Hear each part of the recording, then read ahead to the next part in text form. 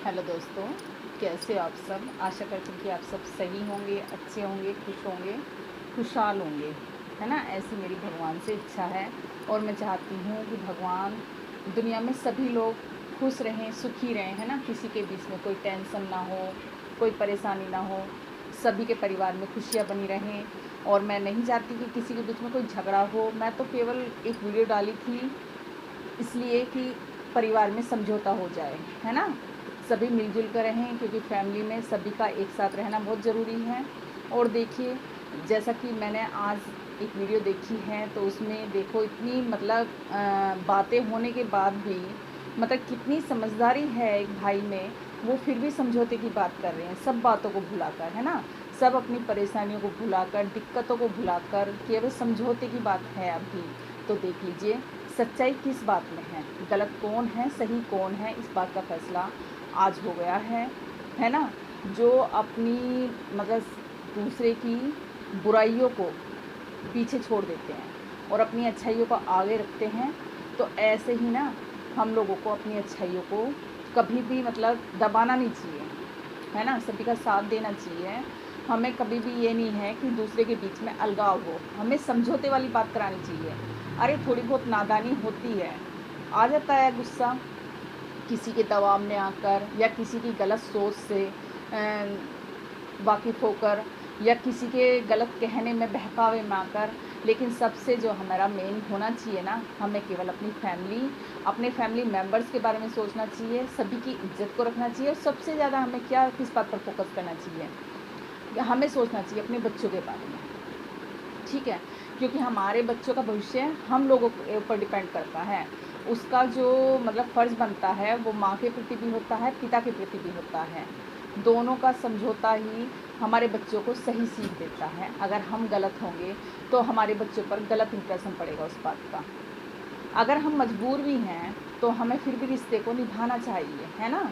और अपनी अच्छाइयों से उस रिश्ते को निभाकर हमें जो है ये साबित करना चाहिए कि हम अपने बच्चों को पालने में सक्षम हैं, है ना। कभी भी गाड़ी एक पहिए पर नहीं चलती, हमेशा गाड़ी को दो पहियों का होना बहुत ज़रूरी है। और हमें क्या करना है, हम जो है इस बात पर ज़्यादा ध्यान दें कि कहीं भी हमारी फैमिली को हमारी तरफ से कोई परेशानी ना हो, किसी तरह का कोई दबाव ना हो।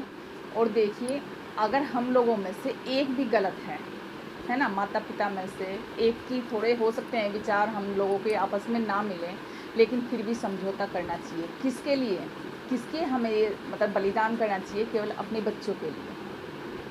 क्योंकि हमारे बच्चों का भविष्य जो है ना, हम दोनों पर ही डिपेंड करता है।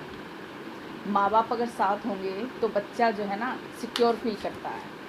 और अगर माँ के पास बच्चों की कस्टडी मिल जाए, या फिर पिता के पास बच्चों की कस्टडी मिल जाए, तो बच्चे का मनोबल टूट जाता है। बच्चों के लिए दोनों का होना बहुत ही ज़रूरी है।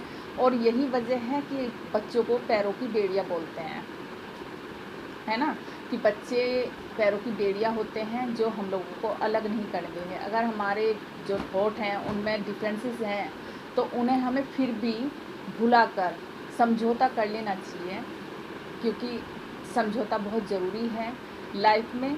थोड़ा सा कंप्रोमाइज़ तो हर किसी को करना पड़ता है कहीं ना कहीं। एक तो विचार, एक माँ बाप की जो औलाद होती है ना, बहन भाई जो होते हैं, वो भी बिल्कुल सेम आदत के नहीं होते हैं, चाहे वो खून के रिश्ते ही क्यों ना हो। तो फिर पति पत्नी एक कैसे हो जाएंगे। थोड़ा बहुत डिफरेंसेस तो सभी में होते हैं, है ना।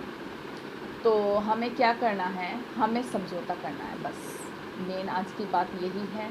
मान लो एक दूसरे से थोड़ा अगर हम दब के रहेंगे, समझदारी से रहेंगे, तो उसमें फ़ायदा अपना है, अपने बच्चों का भविष्य उसी पर टिका हुआ है।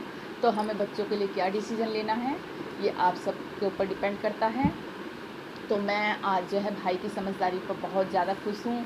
बहुत अच्छा लगा कि सारी बुराइयों, सारी बातों को भुलाकर फिर भी वो भाई एक होना चाहते हैं कि परिवार एक साथ रहे, एक साथ जुड़ा रहे, बच्चों को माँ बाप का प्यार मिले, है ना। कहीं किसी चीज़ से, किसी प्यार से महरूम ना रहे। और होना भी चाहिए भाई, बच्चों के लिए दोनों का ही होना बहुत ज़रूरी है। बच्चों जो हैं दोनों के ऊपर डिपेंड हैं, जब तक वो मतलब सेल्फ डिपेंडेंट ना हो जाएं, तो हमें उनके लिए कंप्रोमाइज़ करना ही चाहिए, चाहे विचार मिले या ना मिले। हालाँकि हमें आपस में एक दूसरे के विचारों को समझने के लिए शक्ति चाहिए, है ना? समझौता करना आसान बात नहीं है, लेकिन फिर भी, है ना? बलिदान करना चाहिए और करो, मैं ये कह रही हूँ। कुछ लोगों ने कमेंट में कहा है कि अगर तुम्हारे साथ ऐसा होता तो तुम क्या करते? अरे सभी के लाइफ में ऐसी सिचुएशन फेस करनी पड़ती हैं।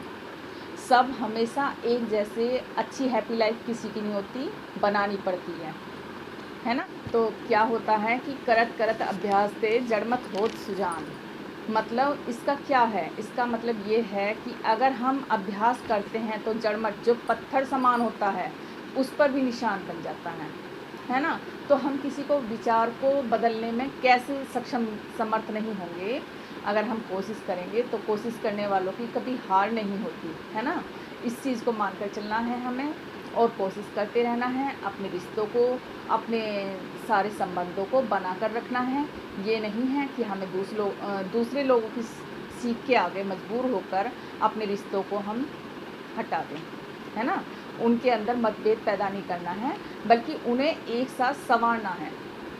मेरी तो यही राय है, आगे आप सबकी मर्ज़ी, क्योंकि आप लोग शायद मुझसे ज़्यादा समझदार हैं, मैं तो कुछ भी नहीं हूँ, पर जो मुझे आता है मैंने ना आप लोगों को बताने की कोशिश की है।